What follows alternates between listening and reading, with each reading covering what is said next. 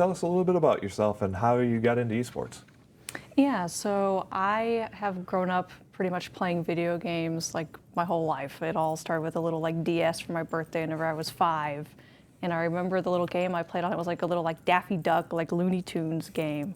And I just really enjoyed the concept of being able to kind of like insert myself into like a little digital world that wasn't real. So I've always been expanding on that idea, reaching into playing different games like Overwatch, which I play here at the college, and then Mariokart and tons of other games. So I think it's kind of like a natural pathway to be somebody who's grown up playing video games and is very passionate about it, to kind of eventually branch off into wanting to be a little bit competitive or see how far can I take something that's just been a hobby my whole life. You know, how far can I develop it into a big passion?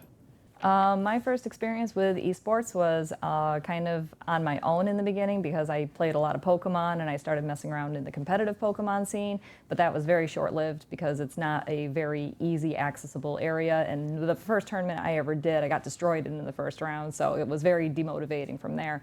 And then over a decade passed after that, and I got to get into esports once again with Aura Fury with an Overwatch team that it did okay, and then it kind of fell apart over time because, again, the motivation really wasn't there, organization wasn't the greatest, and eventually it just kind of fizzled out because nobody really knew where to go with it. So esports was very haphazard in the beginning for me, and there wasn't really good structure. Now the esports program here has a lot more structure, so getting into the esports here was a lot more comfortable to get into, and it feels like that there's actually something there now that, you know, doesn't feel like that there's a dead end anywhere. It feels like it's just going to kind of keep going.